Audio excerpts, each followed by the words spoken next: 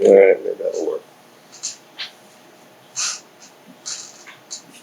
All right, so bottom box, plasma levels of estrogen and progesterone.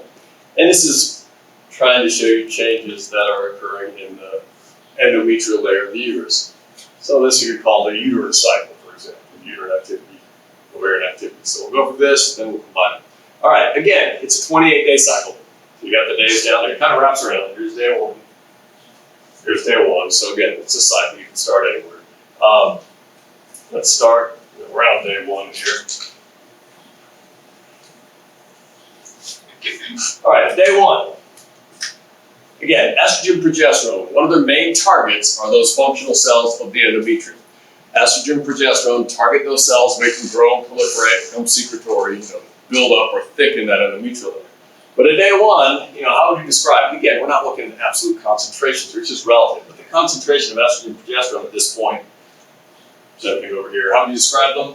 That's the lowest they get, right? So they're very low levels. At those low levels, you can't support a thick endometrium. So what they're trying to represent here, this is menstruation, the inner lining of the functional cells, that stratum functionalis, those cells without the estrogen and progesterone, they die, they lyse, and that's what is being removed as the menstrual flow. And at the end of menstruation, what you have is the endometrium is at its thinnest. It's basically just that basal layer, a few pockets of functional cells in it. It's as thin as it's going to get. Now, what happens as we move forward, again, up here the follicle is developing. So estrogen levels are going up. Well, we've already mentioned, what does estrogen target? It targets the functional layer of the endometrium. It starts to cause those cells to proliferate and thicken. And that's all they're showing you diagrammatically here. Under the influence of estrogen, that endometrial layer is getting thicker, thicker, thicker. Then we reach day 14, approximately. That's when ovulation occurs. So look what happens to estrogen levels. They plummet. Now you might think, oh, well, that's the end of the endometrium. But no, what you'll notice is, again, that estrogen level drops, but then comes back up. So there's a temporary dip. That's just at ovulation. It's a little traumatic there for the tissue. But very quickly, the corpus luteum forms, and it continues secreting estrogen. But in addition, as that corpus luteum forms, look at the progesterone levels. They start going and shooting way up. So you got really elevated progesterone levels here. Progesterone also targets the endometrial layer. And they have similar effects. They both cause it to thicken, the cells proliferate. In addition, the progesterone will cause an increased growth in the blood vessels. You see all these kind of blue blobs right here and red blobs? That's representing the blood supply in this endometrial layer. So the blood vessels are growing very rapidly. And they actually form fairly big sinuses. These are big pools of blood in here. Kind of lumps, shaded blue. So it's getting very vascular. Of course, what you want, remember, this is going to be the mother's half of the placenta, so it needs a good blood supply so you can have, effective diffusion. So blood supply proliferates. Also, these kind of white squiggle-looking things here, these are uterine glands. Okay, it's kind of glandular here. These are somewhat secretory. Those will also begin to develop earlier, but they mature under the influence of progesterone. So estrogen, progesterone, similar functions. They both target the functional cells of the endometrium. They both cause proliferation. Progesterone, in addition, causes a little bit of a increased growth in the vascular system, the blood supply. It also makes the endometrium a little bit more sort of glandular, secretory. But then, notice here, now you get both estrogen and progesterone levels plummeting. Of course, why are they plummeting? Because the corpus luteum is losing its function. So if the estrogen and progesterone levels plummet, what's going to happen to the endometrium? You can't support it. Low levels of estrogen and progesterone, these cells aren't maintained. They basically lyse. Some of the material is reabsorbed, but most of it gets too thick. It gets lost as a menstrual flow. Should mention most mammals follow a similar pattern. Of course, the timing is different, but most of these events, this is, placental mammal. This is what we do. But most other mammals don't menstruate. I think the only ones that menstruate are the primates. So dogs don't menstruate, deer don't menstruate. Part of the reason for that, most other mammals, the non-primates, the endometrial layer doesn't get quite as thick. So rather than lysing, they can actually reabsorb it so they don't get the discharge of some of the slumped out cells. You'll often see that called the estrous cycle in a lot of other mammals instead of the menstrual cycle. But it's the same cycle. Just some details are a bit different. So now, wrapping it up, because that's it. I'll just keep repeating. We're assuming there's no pregnancy at this point. We'll look at what happens if there's a pregnancy in a minute. So again, go back to day one for both of them. At day one, low levels of estrogen and progesterone, the endometrium is at its thinnest, follicles are all at a more immature stage. The first thing that happens, you get an increase in FSH and LH. Right? Increase in FSH and LH causes the follicle to mature. Well, as the follicle is growing and maturing, what's it doing? It's going to start secreting primarily estrogen, a little progesterone. So as the follicle gets bigger, you start secreting estrogen, progesterone. The estrogen, progesterone target the functional layer of the endometrium. It's getting thicker. The cells are proliferating. So that continues. Estrogen levels kind of get really high at this point. Then ovulation occurs. That spike in FSH and LH causes the follicle to expand and rupture, releasing the oocyte. At that point, you get a slight dip in estrogen and progesterone, but under the influence of LH, the ruptured follicle forms into the corpus luteum. So your estrogen levels go back up and your progesterone levels continue to increase, which again, both target the endometrium. Cause it to proliferate even more. It's basically getting prepped to receive that fertilized egg if a pregnancy is going to occur. So to continue on, that corpus luteum lasts about 10 days, but then if there is no pregnancy, the corpus luteum loses its function. Again, because LH levels have dropped, not enough LH to support the corpus luteum, it stops secreting estrogen and progesterone. Not enough estrogen and progesterone, you get menstruation. It's just going to keep repeating every 28 days if there's no pregnancy. Now, all you have left to do with this, what happens if there is a pregnancy? A couple different things have to happen. Most of this cycle, of course, would be the same, pregnancy or no pregnancy. Let's look at the situation where there is a fertilized egg, there's a pregnancy. Again, you start the same way. FSH targets the follicles, it begins to grow and mature, releasing estrogens, which target the endometrium, it thickens and proliferates. You go through to about the midpoint of this cycle, you get that surge in FSH and LH, which causes ovulation. So now the oocyte is released, but now, about the first third of that uterine tube, it encounters a sperm, so it's not fertilized. Again, after ovulation, you get a slight drop in estrogen, but then the corpus luteum forms under the influence of LH, and the estrogen and progesterone levels go back up. Yeah, you keep proliferating the endometrium. Now, about at this point, this oocyte, right here, been going through the uterine tubes, and it makes its way right here, and it implants.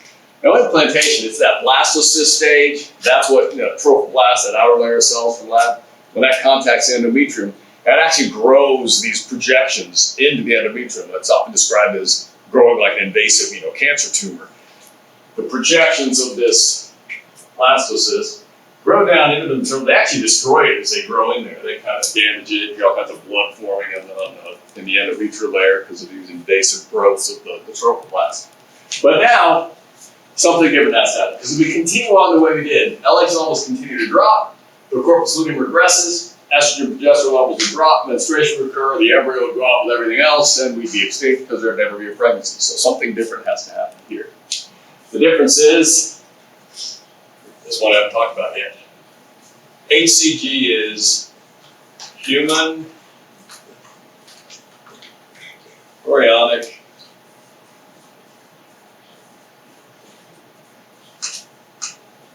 gonadotropin. What is human chorionic gonadotropin? We can say functionally it is very similar to LH. Now, what happens when this embryo implants? Human chorionic gonadotropin is a hormone produced by an implanted embryo. It's not a maternal hormone. So if this embryo implants, it's going to start secreting HCG, which will diffuse into the mother's blood. So you can detect this in the maternal blood, but it isn't produced by the mother, it's produced by this implanted embryo. What HCG does,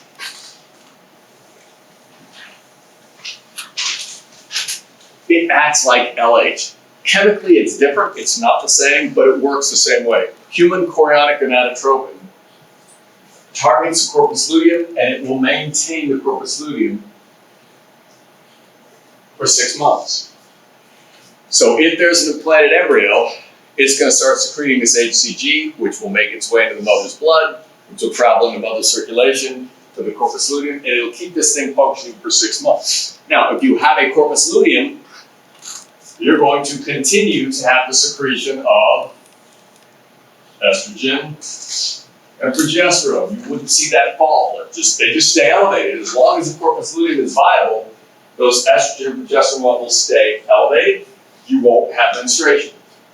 That's the difference. The HCG, those old pregnancy tests, you pee on this little stick and you got like a little red plus or minus or a couple. That's what it's based on. Those pregnancy tests are an antibody antigen test, basically. There's a chemical in there that will test the presence of HCG. If a mother has some HCG in her blood, some of it's going to be in the urine.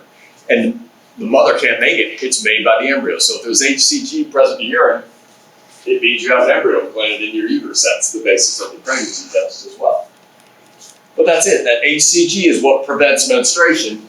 And it does it because HCG acts a lot like luteinizing hormone. It targets the corpus luteum and it keeps it functioning for up to 6 months. As long as that corpus luteum is there, the endometrium stays intact and the embryo stays in place. Make sense? What am I missing? I'm missing something.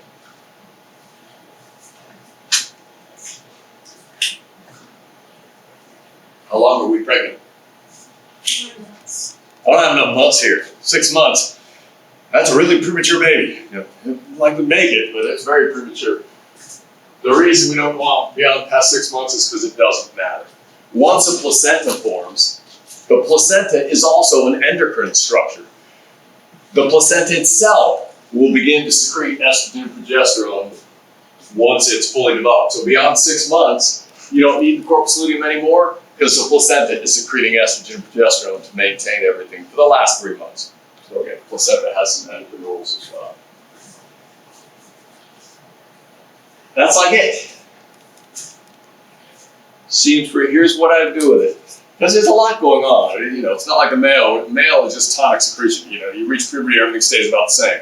And the female is a cyclic center in the hypothalamus, so you get an increase and a decrease in all of these levels. So it's changing a lot. Pick out the pieces first. On multiple choice or fill in the blanks, look for cause and effect. Like for example, what causes menstruation? What is the direct cause of menstruation? It's a drop in estrogen and progesterone levels, right? What causes ovulation? It's that surge in FSH and LH. Which hormone causes growth and development of the follicle? We already know that one. The maintenance of the corpus luteum? Ooh, that's a tricky one. I might say list 2 hormones that target the corpus luteum to maintain its function or something like that. What are you going to tell me? Most people get LH, and then you get hung up. What other hormone targets corpus luteum? HCG. So pick out pieces, kind of cause and effect, and just little piece of that. Ask those on multiple choice. As a short answer, and I've asked this a lot because there's a lot going on here. You got the reproductive system, endocrine system, lots of moving parts. It's a fun short answer, although honestly, it's not a real short answer. I've done things before like, all right, explain or describe the endocrine control of the female reproductive system. In your answer, describe changes that are occurring in the ovaries and the uterus, and explain changes in the plasma concentrations of, and I'll list them, FSH, LH, progesterone, estrogen, HCG. And you just kind of have to, describe what's happening. And it's not huge detail here, but day one, what's happening? Everything's low. Estrogen, progesterone, LH, FSH levels are low. What's the first thing that happens then is FSH and LH levels begin to rise. They steadily go up more or less from day one up, through about day 13. The FSH targets the follicle, makes it grow and mature. The follicle secretes estrogen, so estrogen levels rise. That targets the endometrium, makes it proliferate. Don't forget what happens at about the midpoints at approximately day 14. Surge of FSH, LH causes ovulation. After ovulation, luteinizing hormone maintains corpus luteum for about 10 days if there's no pregnancy. Corpus luteum secretes estrogen and progesterone, causes more proliferation. After about 10 days, when the corpus luteum regresses, estrogen and progesterone levels drop, menstruation occurs, repeat. So something like that. If you can answer that as a short answer, then if you can describe it, then it doesn't matter what multiple choice I ask you, just pick out the bit and put it there.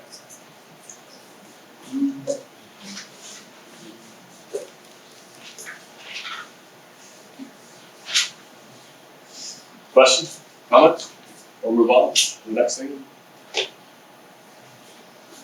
And you should have that diagram or one very like it in your textbook as well.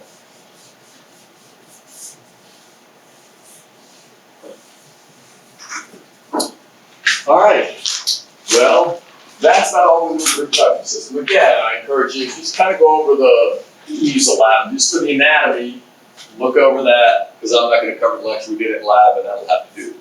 So let's look at the last topic we'll hit before the exam, and that will be development. I have posted another PowerPoint. I'll actually use the last slide on this PowerPoint in a while, and then I've got another one up here, which I'll use to describe a few things. Now, all right, what we're going to look at. This next topic is, we call it embryology.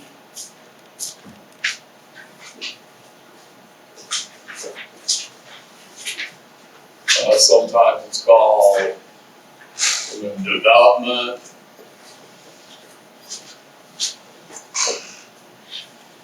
Embryology is a little more specific. Human development, we can talk about everything from, conception to death, but embryology is talking about early development of human. Now, a couple things to know. Embryology typically starts at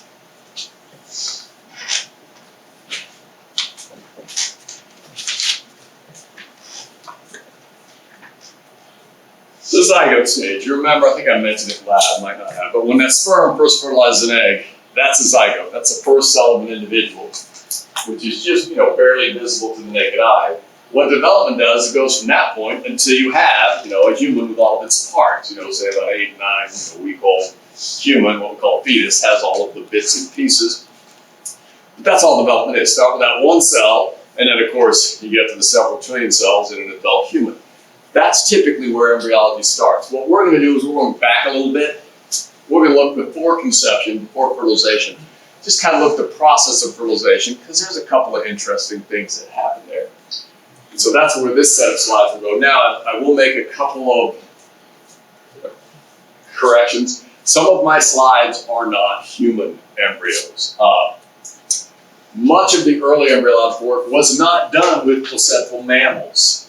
Placental mammals like humans, cows, are technically very difficult to work with because the embryos develop inside the mother. We didn't have the technology to just plop the eggs and watch them develop in a petri dish. It doesn't work. So much of the early embryology, and still much of the embryology, is not done with primates, with placental mammals. We use other organisms as models because they're much easier to work with. Like, for example, I got another lab, we use sea urchins and starfish for development because you can take them, and all you do is you take them, you shoot them up with potassium chloride, and if it's a female, it spews out eggs. If it's a male, it spews out sperm. Then you just take them, put them on a slide. You can watch fertilization, and you can watch the development, right there, because they just develop floating around in the seawater. So things like echinoderms, starfish, much more common models, especially for early embryology. Frogs and salamanders, same thing. They just kind of spew their eggs out in the water. You can take them back to the lab, watch the fertilization, watch early development. So some of my slides will not be humans, or not. The processes are all the same. That's why we use those other models. And a starfish or a sea urchin actually has early development that's very similar to a human. The problem is the groups of biologists that did the early development and then the ones that worked on placental mammals later, they changed some of the names a little bit. I'll fix them just on a whiteboard. Some of the terms are a little different. You don't need to know any of the terms associated with frogs or sea urchins. I don't care. But I'll mention it when we get to those slides. So these are not going to be all human slides because, again, you've got the ethical issues and you also have just the technology issues. It's hard to deal with. It's hard to study placental mammals up until fairly recently.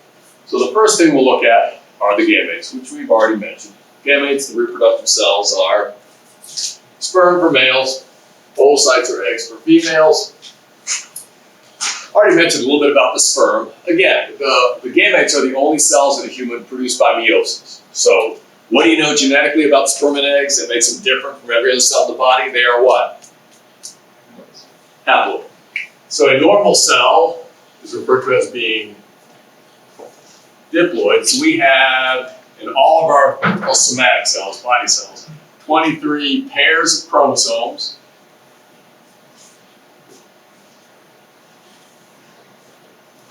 For a total of 46. That's a normal diploid. That's every cell in your body that they call your somatic cells, everything except your sperm or your eggs. The sperm and eggs, they refer to them as being haploid, they will produce by meiosis, the only cells you have that are produced by meiosis. And they have a total of 23 chromosomes. They're not paired. So that's the difference. Sperm and eggs have half the normal chromosome number. And of course, why do you have to do it that way? Why couldn't you just make sperm and eggs using mitosis? It's a genetic thing. I mean, think about it. If we took a cell and made it into a sperm and it had 46 chromosomes, and we took an egg, used it, made it by mitosis, so it had 46 chromosomes. When fertilization occurs, what's going to happen? Junior is going to have 92 chromosomes. Doesn't work. One extra chromosome, what is it? Chromosome 21 causes Down syndrome. Those people have 47 chromosomes. One extra causes a lot of developmental issues. You got 2 extra sets of everything that embryo does not even develop. But even if it could, because there are a few organisms that can do what's called polyploids, some plants and I think some salamanders, if you look at some of the individuals, they have multiple sets of chromosomes, so it is possible. But even if it happened, Junior grew up and he'd have to meet someone from his generation with 92 chromosomes, and they decided to have kids, how many chromosomes would their offspring have? 184. You can see in a very short number of generations, you need a nucleus as big as a basketball because you're doubling the amount of genetic material every generation. So that's not how we make it. We're made by meiosis, so normally the egg should have 23 chromosomes, sperm have 23 chromosomes, so at fertilization, Junior is just going to come back to the normal diploid number of 46. And you look at meiosis last semester, you look at what was going on with the chromosomes and crossing over and independent growth and all that. You didn't look at the actual formation of sperm and eggs, but genetically it's the same. Sperm are produced by meiosis, so you have one sort of parent cell, and it's just going to go through meiosis 1, meiosis 2, and you'll end up producing 4 little tiny sperm cells. I already mentioned sperm, this is electron micrograph, very high magnification. These are the smallest cells in a human. This part here, it's basically a nucleus. Again, during spermatogenesis, when the sperm are actually becoming functional, they shed most of their cytoplasm. There's not much here.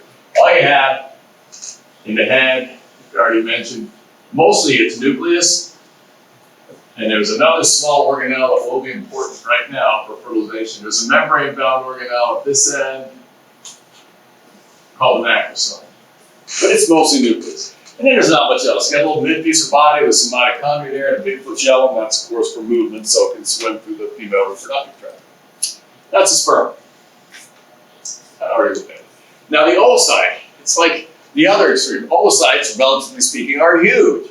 While sperm is the smallest cell you'll find in a human, an oocyte is one of the bigger ones. I mean, you can see them with your naked eye, like the size of a period on a printed page. They're not huge.